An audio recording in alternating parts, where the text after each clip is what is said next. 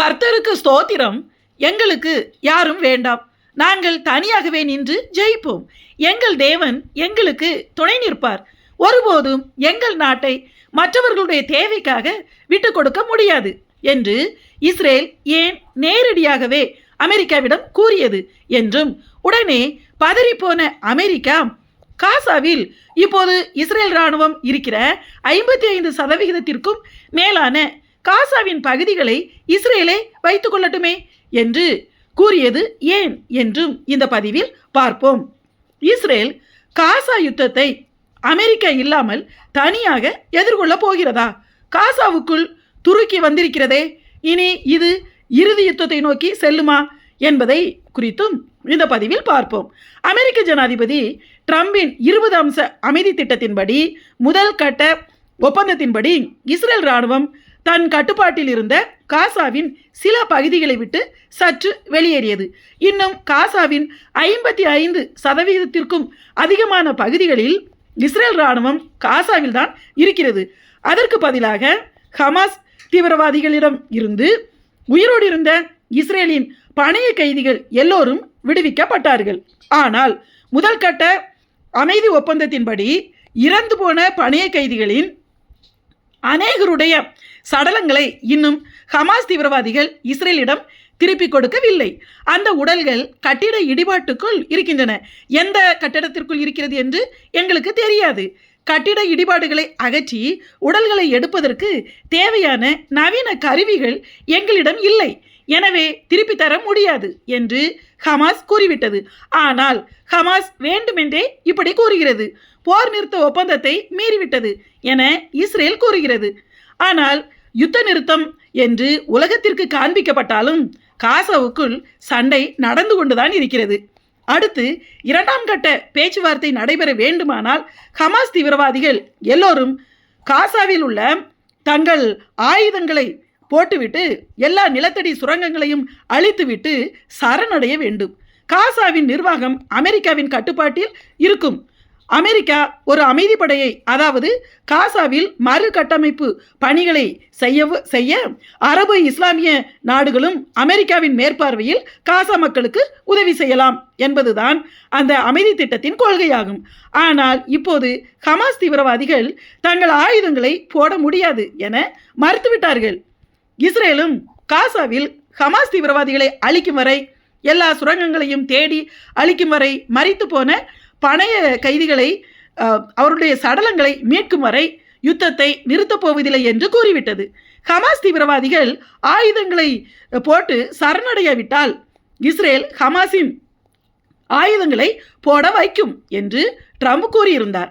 ஆனால் இப்போது எல்லா சூழ்நிலைகளுமே வேகமாக இஸ்ரேலில் மாறி வருகிறது.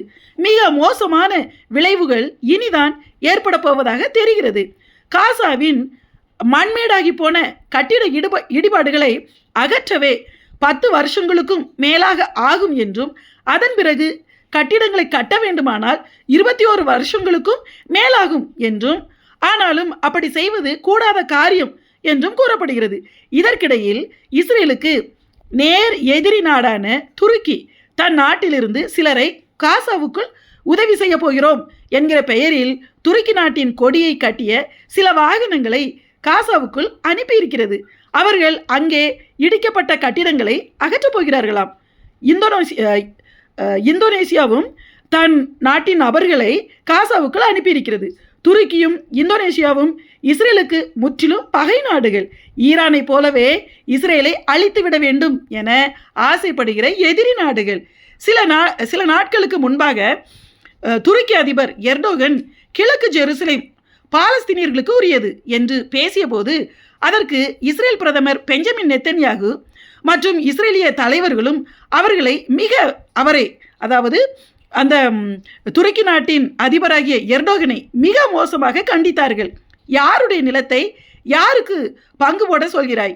ஜெருசலேம் எங்களுடையது, இதை பிரிக்க சொல்வதற்கு நீ யார் என்று கேட்டிருந்தார்கள். எப்போதுமே துருக்கி, இந்தோனேஷியா போன்ற நாடுகள் இஸ்ரேலுக்கு நேர் எதிரிகள் தான். இப்போது அப்படிப்பட்ட பகை நாடுகள் காசாவுக்குள் உதவி செய்கிறோம் என்று காசாவுக்குள் வந்திருப்பது எதை காட்டுகிறது தெரியுமா?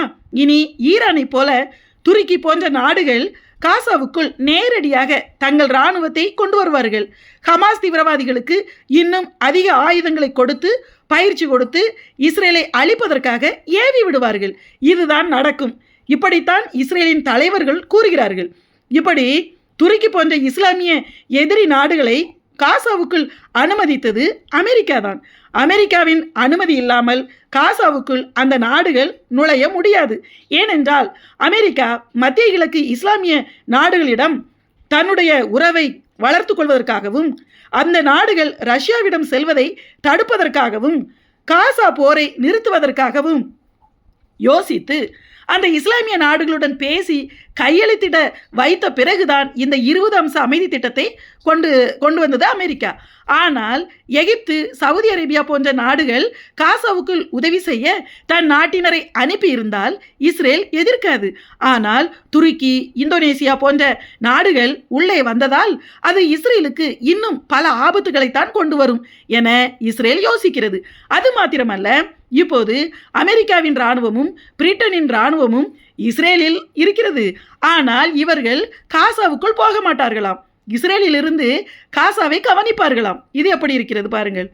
எப்போதுமே அமெரிக்காவுக்கு தான் இஸ்ரேலின் உதவியும் தயவும் தேவையை தவிர இஸ்ரேலுக்கு அமெரிக்க தயவு தேவையாக இருந்தது இல்லை. அமெரிக்கா ஒன்றும் இஸ்ரேலுக்கு சும்மா உதவி செய்யவும் இல்லை, ஆதரவளிக்கவும் இல்லை. அமெரிக்காவின் ஆளுங்கட்சி, எதிர்கட்சி 2 கட்சிகளுமே அமெரிக்க வாழ் யூதர்கள் கையில் தான் இருக்கிறது. அமெரிக்க பொருளாதாரமே அங்குள்ள பெரும் பணக்காரர்களாகிய யூதர்கள் கையில் தான் இருக்கிறது. அமெரிக்க அரசாங்கத்திற்கு கடன் கொடுத்து கொண்டிருப்பவர்கள் அமெரிக்காவில் உள்ள யூதர்கள் தான்.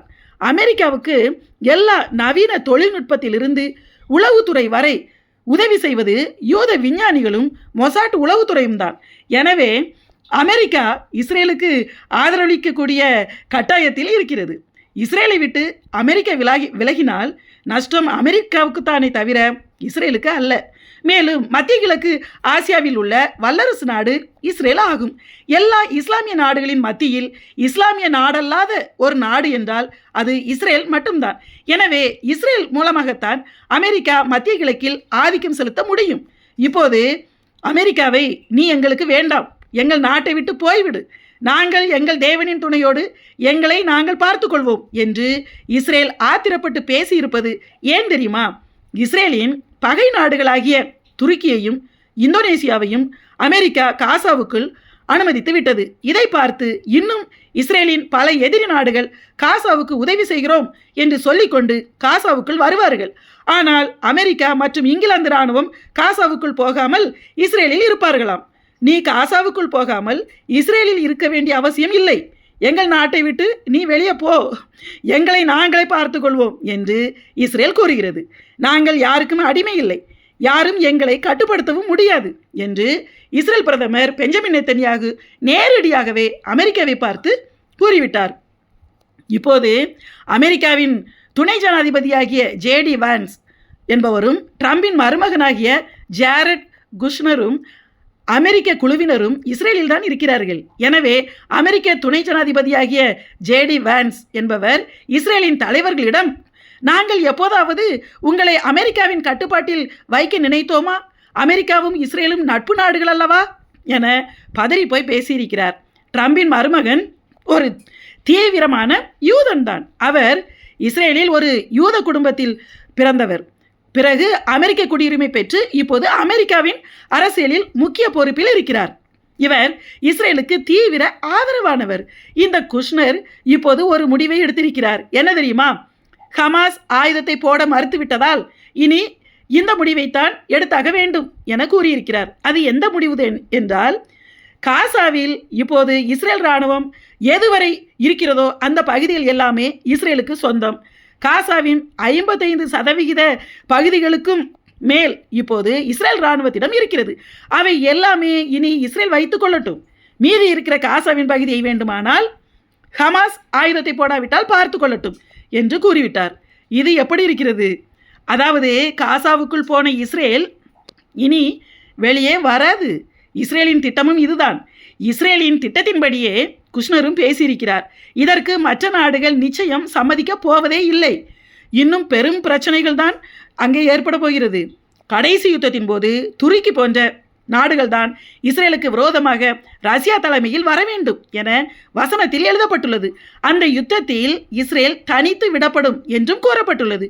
இப்போது சம்பவங்கள் அதை நோக்கியே நகர்கின்றன. சரி, இதற்கும் நமக்கும் என்ன சம்பந்தம் என்று நினைக்கலாம். இஸ்ரேலின் சம்பவங்களுக்கும் கிறிஸ்தவர்களாகிய நமக்கும் முழு சம்பந்தம் இருக்கிறது, தொடர்புகள் இருக்கிறது. இயேசுவின் ரகசிய வருகைக்கும் இப்போது இஸ்ரேலில் நடக்கிற மாற்றங்களுக்கும் முக்கிய தொடர்புகள் இருக்கின்றன. இப்படியெல்லாம் நடக்கும்போதுதான் நம்முடைய கர்த்தராகிய இயேசுவின் வருகையும் நடக்கும். எனவே நாம் இன்னும் எச்சரிக்கை இருந்து இயேசுவின் ரகசிய வருகையில் எடுத்துக்கொள்ளப்பட ஆயத்தமாவோம். ஆமென்.